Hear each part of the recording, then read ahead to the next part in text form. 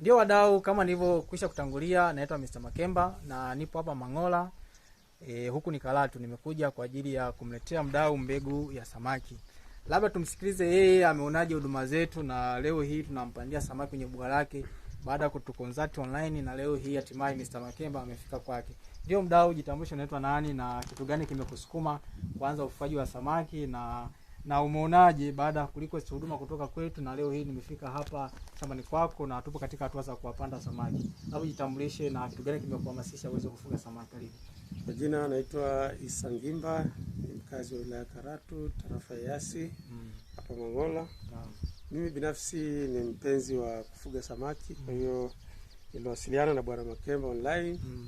Nikamuomba niletee mbegu ya samaki na kwa uaminifu mkubwa leo ameniletea mbegu ya samaki. Okay.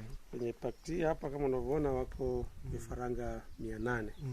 Na hivi sasa tunakwenda kuwapandikiza kwenye bwawa letu hili hapa kwa ajili ya kuendelea kufuga samaki hao. Kitu gani kimekufanya uweze kufuga samaki? Yaani umeamua kuanza kufuga wa samaki. Kitu gani kimekuhamasisha, au uliona wapi au na mimi mwenyewe ni mpenzi wa samaki, lakini samaki hata ukimuona kwenye bwawa mwenyewe unafurahi. Okay. Yeah. Unawaambia nini wadau wa Mangola Karatu huku juu ya ufugaji wa samaki? Inawezekana wewe ndio mdau namba moja kuanza ufugaji huu. Inawezekana, sina uhakika, lakini niwaambie tu kwa wanaopenda kufuga samaki wasiliane na Bwana Makemba, hata waletee mbegu ya samaki na cha msingi tu wao wachimbe na bwawa na wao na uhakika wa maji. Okay. Yeah, na wewe bwawa lako ulichimba kwa kutumia nini? Mimi nilitumia excavator. Excavator. Yeah. Na gharama zake zikoje, labda watu wangependa kufahamu kulingana na ukubwa wa bwawa ambalo umechimba lenye samaki kuingia samaki 800? Hili bwawa lina ukubwa wa mita 16 kwa mita 7.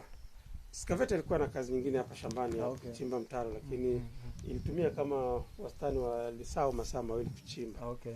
Na excavator kwa siku unaweza kulipa shilingi 800 na mafuta, lakini sasa hiyo ni kazi ya siku nzima. Kwa hiyo inaweza kuwa gharama hizo. Kwa haraka 150 unaweza kuchimba bwawa kama hili. Kabisa. Okay. Basi tukiripoti kutoka hapa Mangola Karatu, ni mimi mtaalamu wa samaki Bwana Mr. Makemba. Asante. Karibu.